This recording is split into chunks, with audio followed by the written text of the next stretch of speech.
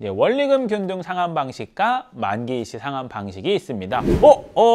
뒤로 가게 손 떼세요. 어려운 말 나왔다고 이렇게 바로 끄시면 안 되고 꼭 끝까지 봐주세요. 도움되는 거 많아요.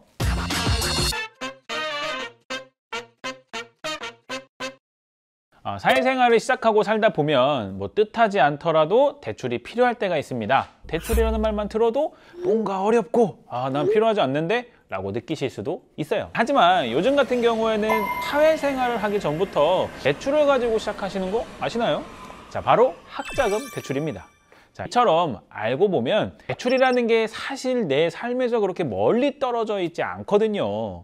그렇기 때문에 오히려 대출에 대해서 잘 아셔야 나에게 유리한 상품을 골라서 잘 받을 수 있고 지출되는 돈을 아낄 수도 있습니다. 오늘은 사회초년생을 위한 대출 가이드, 신용대출과 마이너스 통장에 대해서 낱낱이 알려드릴게요. 자, 우리가 가장 먼저 접하고 많이 이용하는 대출은 무엇일까요? 예, 맞습니다. 생각하시는 그거 바로 신용대출입니다. 자, 신용대출은 말 그대로 내 신용과 소득을 보고 돈을 빌려주는 대출을 말하는 건데요. 자, 이러한 신용대출을 받을 때 영향을 주는 요소는 다니고 있는 직장의 규모, 직장을 다닌 기간, 6개월 이상이냐, 1년 이상이냐 이런 것도 보겠죠. 그리고 가장 중요한 소득과 신용 점수가 되겠습니다. 당연히 직장의 규모가 클수록 다닌 기간이 길수록 소득은 많을수록 신용 점수는 좋을수록 받을 수 있는 신용대출 한도는 올라가고 금리는 내려간다고 보시면 되는데요. 참고로 신용대출은 4대 보험이 적용되는 직장인분들의 경우 쉽게 이용이 가능하지만 프리랜서 분들이나 신고소득이 낮은 개인 사업자분들은 신용대출을 받는 것이 쉽지 않습니다. 소득 증빙이 어려운 무직자는 당연히 안 되고요. 그럼 신용대출을 받게 되면 상환기간은 어떻게 할지, 어떤 방법으로 상환할지를 결정해야 하는데요. 상환기간은 1년에서 5년까지 설정 가능합니다. 상환 방법에는 크게 두 가지가 있는데요. 자, 원리금 균등 상환 방식과 만기일시 상환 방식이 있습니다. 원리금 균등 상환 방식은 원금과 이자를 매달 같이 상환하는 방식으로 대출 기간 동안 다달이 나가는 금액은 크지만 대출을 빨리 상환할 수 있고 목돈이 들어갈 일이 없습니다.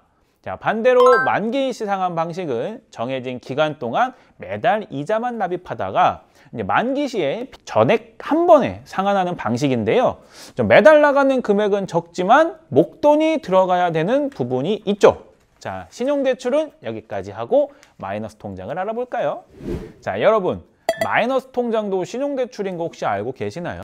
내 통장의 잔고가 0원이어도 돈을 출금할 수 있는 신기한 통장입니다.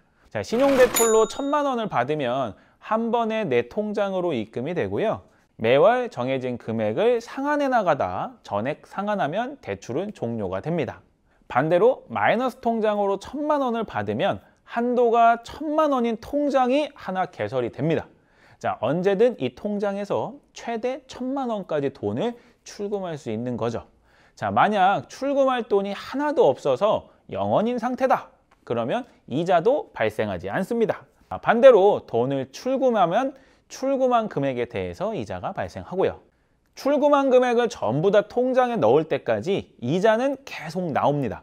자, 마이너스 통장은 신용대출처럼 대출을 다 갚으면 종료가 되는 게 아니라 통장 자체를 해지하셔야만 종료가 됩니다. 마이너스 통장 같은 경우 사회생활하면서 한 개쯤은 다 열어두셨을 거예요. 중간중간 필요할 때 빼서 사용하고 여유가 되면 다시 상환하고 그렇게 이용을 하고들 계시겠죠?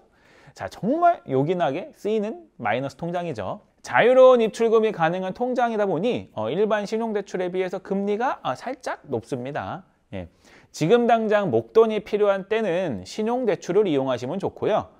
지금 당장 꼭 필요한 금액은 아니지만 혹시 몰라 미리미리 대비해 두시려면 마이너스 통장을 이용하시면 될 것 같네요. 오늘은 사회초년생도 알 수 있도록 신용대출과 마이너스 통장을 쉽게 설명드렸는데 어떠셨나요?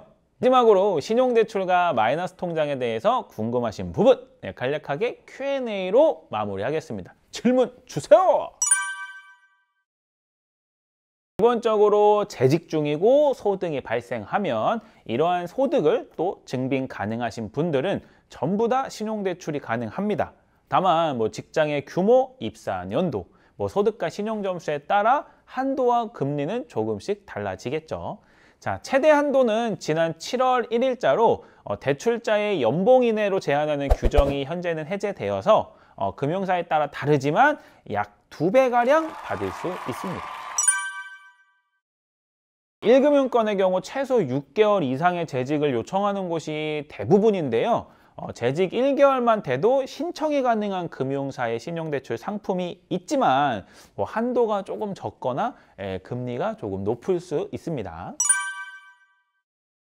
대출 실행일로부터 3년이 넘으면 부과되지는 않아요. 근데 그 안에 상환하시면 수수료는 무조건 부과가 됩니다. 대출을 짧게 이용하실 생각이시면 마이너스 통장으로 진행을 하시거나 뭐 카카오뱅크처럼 중도 상환 수수료가 없는 신용대출 상품을 잘 찾아서 진행해 보셔야 될 것 같아요. 과거에는 대출을 받는 금융사를 좀 중요시 했습니다. 현재는 대출을 받는 금융사보다는 대출 받은 금리가 더 중요하거든요. 금리가 높을수록 연체할 확률이 높다고 판단하여 신용점수에 조금 더 안 좋은 영향을 줍니다. 만약 뭐 1금융권보다 금리가 낮은 2금융권 신용대출 상품이 있다면 그게 더 신용점수에 좋게 영향을 미칩니다. 신용점수는 아무것도 안 한다고 오르는 게 아니에요. 올바르고 적절하게 금융생활을 하셔야 오릅니다. 신용점수 올리는 법 궁금하시죠? 뱅크몰 TV에 다 있어요. 오른쪽 상단 링크를 클릭해서 확인 한번 해주시고요. 자, 오늘의 내용은 여기까지고요. 오늘의 내용도 도움이 되셨다면 구독과 좋아요 꼭꼭 부탁드리겠습니다. 다음에는 조금 더 알찬 내용으로 찾아뵐게요. 안녕!